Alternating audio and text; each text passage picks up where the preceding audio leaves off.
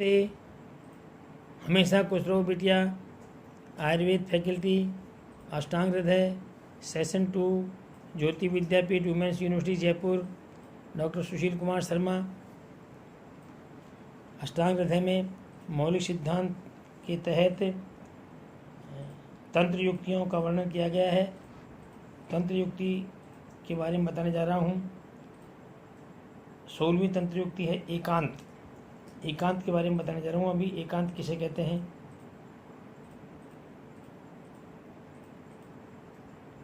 एकांतो नाम यद वधारण नोचेतम यथा निज शारीर दोषत्थ त्रिवृद्धि रेचन त्वित्वाद। अर्थात जो अवधारणा से निश्चय से कहा जाता है उसे एकांत कहते हैं।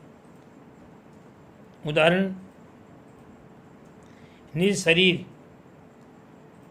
दोषों से उत्पन्न है, प्रवृत्त निवृत्त त्रिव्रत निषोध विरेचन कराती है। ये इसका उदाहरण है। आचार्य सुश्रुत क्या कहते हैं इसके बारे में? सभी अवस्थाओं में होने वाली जो बात निश्चयात्मक रूप से कही जाती है उसे एकांत कहा जाता है। उदाहरण, त्रिव्रत विरेचक है, मदन फल वामक है। यह विषय सभी अवस्थाओं में निश्चयात्मक रूप में कही जाती है। अब इसके बाद में एकांत किसे कहते हैं? एकांत के बारे में नैकांत, सॉरी एकांत नहीं, नैकांत। नैकांत पर्याय नैकांत को आचार्य अरुणदत्त अनेकांत और आचार्य सुश्रुत भी अनेकांत कहते हैं नैकांत को। आचार्य चक्रवर्णी के अनुसार अनेकांतो नाम अन्य तर पक्षा न वधारणम यथा ये हातुरो केवलाद भेषज जादृते म्रियन्ते न च ते सर्वे एव भेषजा पपन्नाम समुत्तिष्ठते।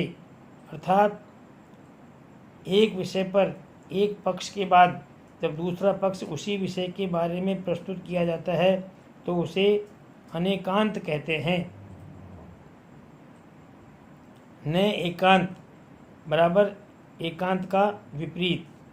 उदाहरण, जिन रोगियों को केवल औषधि के अभाव में ही मृत्यु हो जाती है वे सभी औषधि की सहायता से ठीक ही होंगे, ऐसा नहीं कहा जा सकता। आचार्य सुश्रुत क्या कहते हैं इसके बारे में?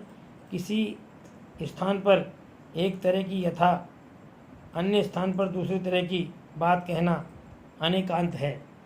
एक स्थान पर एक बात कहना और दूसरी बात कहना वो अनेकांत है। उदाहरण, कतिपय आचार्य कहते हैं कि द्रव्य प्रधान होता है, अन्य कहते हैं कि रस प्रधान होता है, कोई आचार्य कहते हैं कि वीर्य प्रधान होता है, कोई ये कहते हैं कि विपाक प्रधान होता है। तो अलग अलग बातें होगी तो इसे ही अपन क्या कहेंगे? इसे ही अपन अनेकांत कहेंगे। अब है अपवर्ग। अपवर्ग किसे कहेंगे? आचार्य चक्रवर्णी क्या कहते हैं? अपवर्गो नाम साकल्ये नोदिष्ट से एक देशा प्रकर्षण है। सर्वप्रथम सामान्य नियम कहकर तत्पश्चात विशिष्ट विषय में उसका अपवाद कहना अपवर्ग है।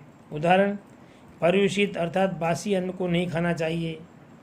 मांस, हरितक वर्ग, शुष्क शाक और फलों को छोड़कर। यहाँ परिवेशित अन्न का सेवन सामान्य तौर पर पहले निषिद्ध बताकर बाद में इस निषेध का मांसादि द्रव्यों के विषय में अपवाद बतलाया गया है। यही अपवर्ग है। आचार्य सुश्रुत कहते हैं, किसी वस्तु का व्यापक रूप से निषेध करके उसमें से किसी एक देश के निषेध का विधान करना अपवर्ग है। उदाहरण, विष की उपस्रष्ट रोगी अस्वेद यानी स्वेदन का योग्य है किंतु कटी विष को छोड़कर अर्थात कटी विष में ग्रस्त रोगी को स्वेदन करा सकते हैं। अब है विपर्यय। विपर्यय किसे कहेंगे उसके लिए बताया है। विपर्ययो नाम अपकृष्टात प्रतिपादोहरणम यथा निदानो उक्तन्नस्य नोपसेरते विपरीतानि चोपसेरते। अर्थात विरुद्ध उदाहरण का संक्षेप में निर्देश करना विपर्यय है। उदाहरण निदान में कहे गए आहार आदि उपसय नहीं करते हैं और विपरीत उपसय करते हैं। आचार्य चरक सुश्रुत क्या कहते हैं इसमें?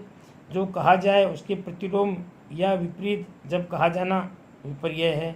उदाहरण कृश और अल्प प्रमाण तथा डरपोक रोगी दुष्चिकित्स होते हैं तथा दृढ़ साहसयुक्त रोगी सुचिकित्स होते हैं। This session provide by digital vision 2. I hope you have any query. Please mention comment box. I will resolve it. Thank you.